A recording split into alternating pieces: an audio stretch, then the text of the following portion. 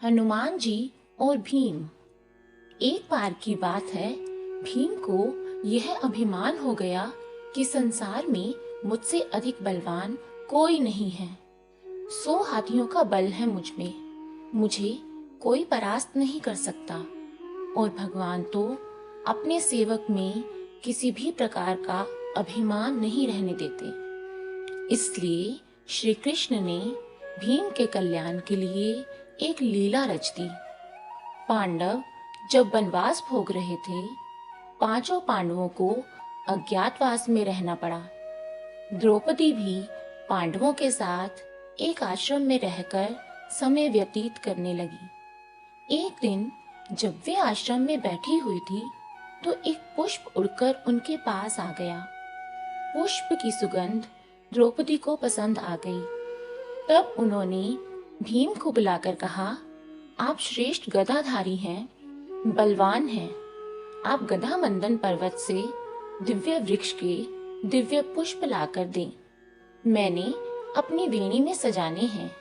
आप तो समर्थ हैं, ला सकते हैं। ला देंगे ना दिव्य कमल पुष्प? भीम द्रौपदी के आग्रह को टाल नहीं सके। गदा उठाई और गंधमादन पर्वत की ओर चल पड़े, किसी मदमस्त हाथी की तरह, निडर और तनाव मुक्त। भीम कभी गदा को एक कंधे पर रखते, कभी दूसरे पर रखते, बेफिक्री से गंधमादन पर्वत की ओर जा रहे थे। सोच रहे थे, अभी पहुंच जाऊंगा, दिव्य पुष्प लाकर द्रौपदी को दूंगा, वह प्रसन्न हो जाएगी। लेकिन अचानक उनके बढ़ते कदम रुक गए। देखा, एक वृद्ध, लाचार और कमजोर वानर मार्ग के एक बड़े पत्थर पर बैठा है। उसने अपनी पूंछ आगे के उस पत्थर तक पिछा रखी है, जिससे रास्ता रुक गया है। पूंछ हटाए बिना आगे नहीं बढ़ा जा सकता। अर्थात उस वानर ने अपनी पूंछ से मार्ग को रोक रखा था। और कोई भी शक्तिशाली व्यक्ति किसी को लांघकर मार्ग नहीं बनाता, बल्कि मार्ग की बाधा को हटाकर आगे बढ़ता है। बलवान व्यक्ति बाधा सहन नहीं कर सकता, या तो वह बाधा स्वयं हटाता है या उस बाधा को ही मिटा देता है। इसलिए भीम रुक गए। जब अहंकार और शक्ति बढ़ जाती है, तो आदमी अपने आप को आकाश को छूता हुआ समझता है, और अत्यधिक निरंकुश शक्ति ही व्यक्ति के विनाश का कारण बनती है। लेकिन श्री कृष्ण तो भीम का कल्याण करना चाहते थे, भीम का विनाश नहीं, सुधार चाहते थे। भीम ने कहा, ए वानर, अपनी पूंछ को हटाओ, मुझे आगे बढ़ना है। वानर ने देखा, एक बलिष्ठ व्यक्ति गदा उठाए, राजसी वस्त्र पहने, मुकुट धारण किए, बड़े रोब के साथ उसे पूंछ हटाने को कह रहा है। हैरान हुआ, पहचान भी गया। लेकिन चूंकि वह श्री कृष्ण की लीला थी, हनुमान जी बोले, भैया, मैं वानर हूँ, तुम्हें तुम्हारी इच्छा के अनुसार मार्ग नहीं दूंगा। अच्छा तो यह होगा कि तुम यहीं से लौट जाओ, नहीं तो तुम्हारे प्राण संकट में पड़ जाएंगे। भीम ने फिर कहा, वानर, मैंने कहा ना कि पूंछ हटाओ, मैंने आगे जाना है। तुम वृद्ध हो, इसलिए कुछ नहीं कह रहा। वानर गंभीर हो गया, मन ही मन हंस दिया। कहा, तुम देख रहे हो, मैं वृद्ध हूँ, कमजोर हूँ, उठ नहीं सकता। मुझ में इतनी ताकत नहीं कि मैं स्वयं ही अपनी पूंछ हटा लूं। तुम ही कष्ट करो, मेरी पूंछ थोड़ी इधर सरका दो और आगे निकल जाओ। भीम को गुस्सा आया, गधा कंधे से हटाई, नीचे रखी। सोचा, इस वानर ने मेरे बल को ललकारा है। आखिर है तो एक पूंछ ही, वह भी वृद्ध वानर की। भीम ने कहा, यह मामूली सी पूंछ हटाना भी कोई मुश्किल है? यह तुमने क्या कह दिया? मैंने बहुत बलवानों को परास्त किया है, धूल चटाई है, 100 हाथियों का बल है मुझ में। इतना कहकर भीम ने अपने बाएं हाथ से पूंछ को यूं पकड़ा जैसे कि एक टिमके को पकड़ रहा हो, कि उठाया और हवा में उड़ा दिया। लेकिन भीम से वह पूंछ हिल भी नहीं सकी। हैरान हुआ, फिर उसने दाएं हाथ से पूंछ को हटाना चाहा, लेकिन दाएं हाथ से भी पूंछ बिल्कुल नहीं हिली। भीम ने वानर की तरफ देखा। वानर मुस्कुरा रहा था। भीम को गुस्सा आ गया। भीम ने दोनों हाथों से पूरा जोर लगाया। अपने एक पांव को पत्थर पर रखकर आसरा लेकर फिर जोर लगाया। बहुत बार ऐसा किया, लेकिन हर बार भीम हताश हुआ। जिस पूंछ को भीम ने मामूली और कमजोर वानर की पूंछ समझा था, उसने उसके पसीने छुड़वा कर रख दिए थे और भीम थक कर, परेशान और निढाल होकर एक तरफ खड़ा हो गया। सोचने लगा, यह कोई मामूली वृद्ध वानर नहीं है, यह दिव्य व्यक्ति है और इसकी असीम शक्ति का मैं सामना नहीं कर पाऊंगा।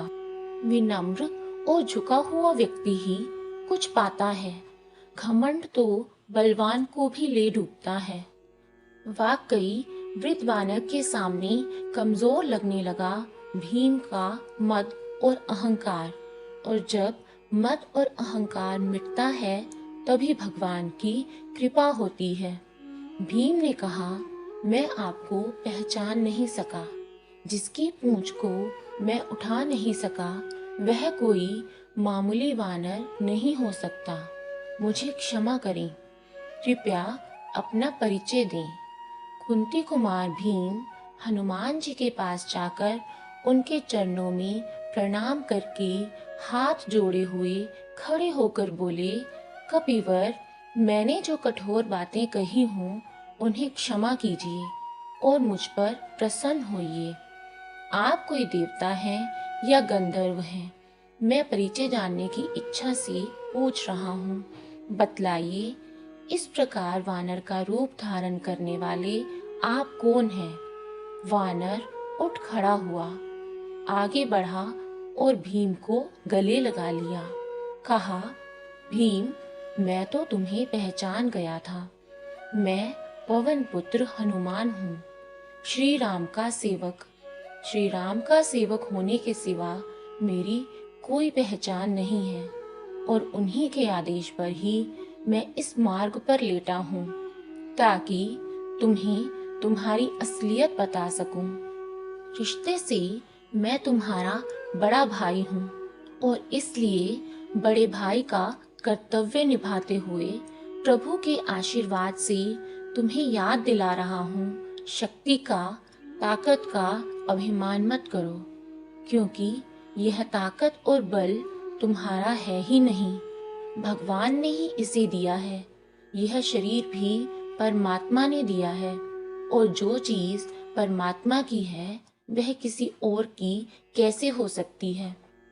इसलिए जो जिसने दिया है, उसके लिए उसी का धन्यवाद करना चाहिए। परमात्मा की शक्ति के अलावा किसी की क्या शक्ति हो सकती है? भीम की आंखें खुली। त्रेता युग की श्री राम और हनुमान जी की वीर गाथाएं याद आ गई।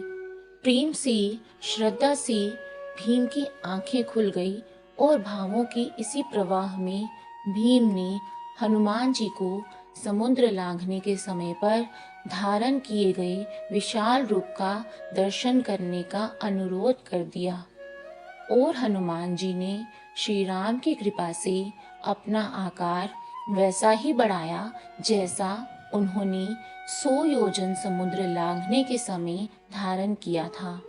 यह देखकर भीम हैरान रह गया। वह कभी हनुमान जी के चरणों में देखता और कभी उनके आकाश छूते मस्तक को, जिसे वह देख ही नहीं पा रहा था।